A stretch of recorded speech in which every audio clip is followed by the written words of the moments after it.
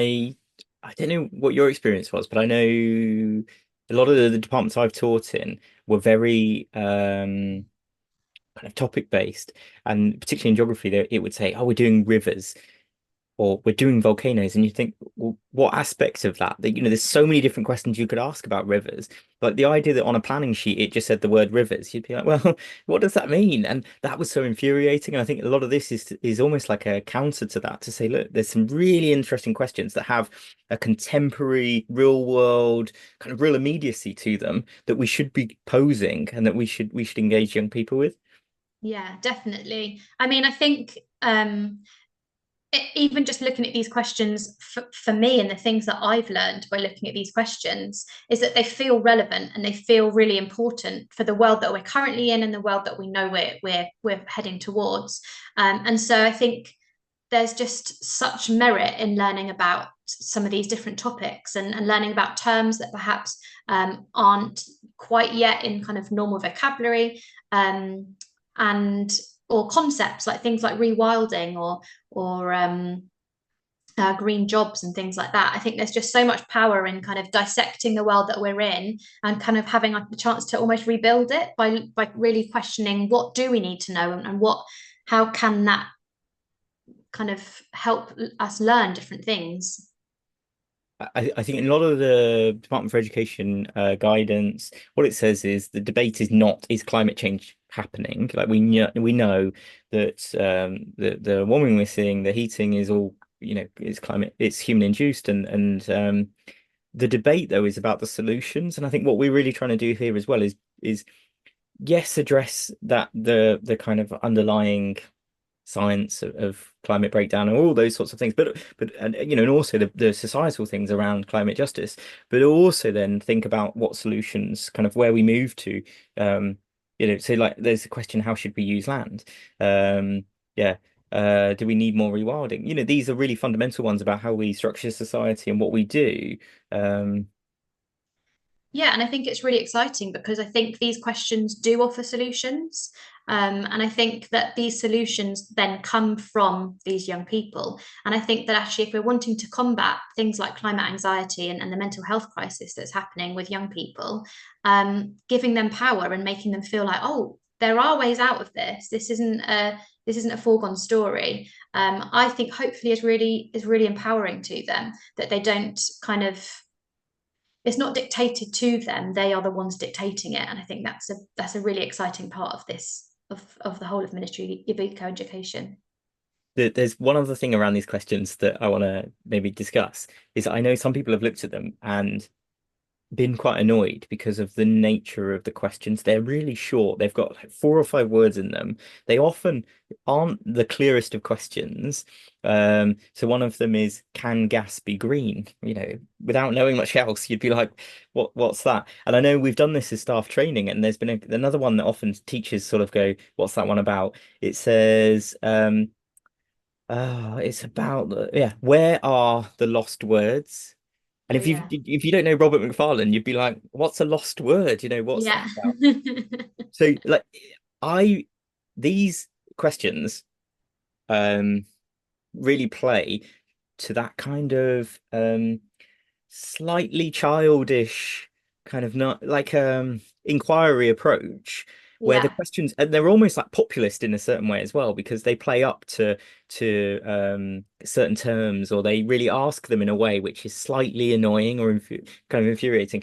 But I guess the thing we have to say is that underneath each of these questions is far more detailed. Each lesson's got something which is far more tangible, and kind of helps guide that journey. But I don't know if Yeah, that's something that has stood out, or that you thought of. definitely. I mean, I remember when I first started looking through these lessons and kind of working out how I was going to approach them. And I remember the what is net zero lesson. And the first question is zero what? And the second one, why net? And I was like, ah. um, but actually, I think when you take a step back, actually though that play on words is exciting and it's not the norm in teaching, but actually those two words work and they are a question and they are a way in which you can kind of delve into something.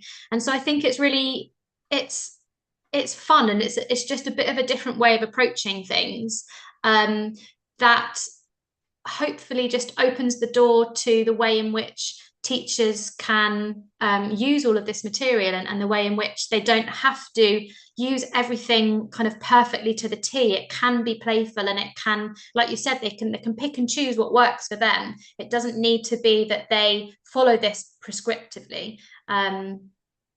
Yeah.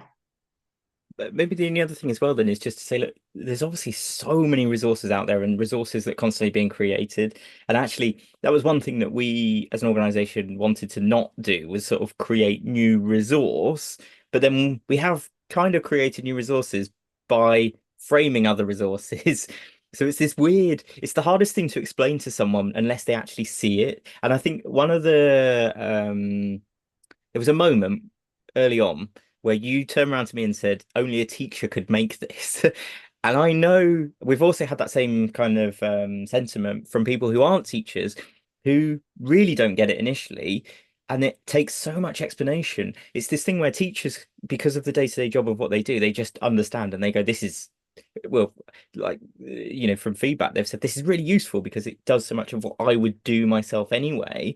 But for people who have never been in a classroom, they look at this and go, God, this is so complex. Like, this is nuts. But Well, I think when, like, traditionally, when you think of using resources that exist on the internet, you think there's a created PowerPoint and that's it, and you just pick it up and you use it, and it might be all good, it might work and it might not. But I think what the brilliant thing about these resources are is that we've looked through what we think are the best resources for a particular topic, and that again might just be one activity from a whole PowerPoint that's been created by a third party resource. But that particular activity is a really, really good activity. And I think that, again, as a teacher, you never would have had the time to scour through all of these different brilliant resources. And there are so many brilliant resources out there. And work out which ones are the best and which ones would actually work in a classroom. And I think that's what's been brilliant to have my teacher hat on for, is thinking about the reality of what does that look like if I'm in a classroom. How does this particular activity, or how does this particular question or video, how is it going to work? What questions are going to be posed after it? And I think, again, there's brilliance in there, in that hopefully we have really taken away that huge time sink in terms of looking for the quality things that exist. I wonder, I think both of us have kind of other ideas of where this leads to, kind of what we then, what do schools look like, and kind of what does the curriculum look like? Because I don't think the end goal is just teaching everything like this. Because actually what we're trying to do here is make the best of what is a slightly sort of fudge situation. It's saying, okay, you've got these things that the government say you have to teach, but what we can do is throw them in the air and teach them in what we think is a more logical way with kind of what's going on. Yeah, and I think also to kind of broaden some of the kind of typical things that you would usually teach. So the idea of kind of having to look at maybe different case studies in history, or kind of looking at kind of texts in English that maybe wouldn't usually come up, but they still use the same skills that an English teacher is going to want to look at and practice with their students. And so, again, I think, like you said, I do really feel the same, that this is a stepping stone. Actually, I mean, what are schools going to look like in the future? Like, what a question. We could probably have many a long video about that. But I think that this is just a really good way in which climate and environmental education becomes a bit more everyday, rather than it being a kind of one-off experience. And again, like you said, it doesn't necessarily need to be that every school and every teacher is picking up these 8 kind of lessons that are part of that inquiry, but actually if they just see one article that then they could use as a starter, for example, like that, I feel is, again, just beginning that kind of embedding of climate education in the way that needs to happen, and currently there isn't space for that to happen in the most ideal way. Yeah, I think we often get asked like, what does success look like for you? Is it that every school in the country is like a Ministry of Eco Education school and is teaching this to the letter? And it's like that absolutely is not what we're doing. We've created a space here for reflection and for almost provocation in the sense of saying there is an alternative way and here's how you might do it. And for teachers to kind of pull elements of that and to reflect and think. And even like you say, if they just do one thing differently, that is success because Yeah. it's affected some sort of change. Definitely. And I think, like, in an ideal world, we could all come up with ways in which the education system would serve people better. But actually, like, if we're in the constraints that we're in, kind of let's do the bits that we can do that we know will make a difference and we know will um, fulfill students and kind of give them the skills and the knowledge they need for the future.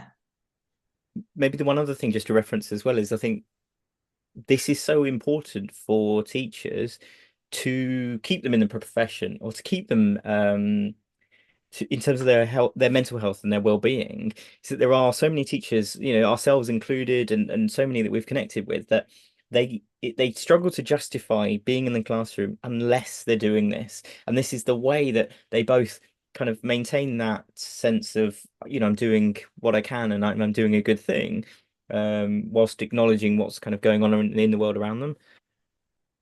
Yeah, I mean, I think that it takes so much mental bandwidth to change things when you're a teacher, because you can think about how you change things in your own classroom, but actually then if you kind of take that lens further and further out, it just becomes more and more overwhelming, and you don't have the time to do that, and you don't have the space to think about those things, um, which is a big flaw.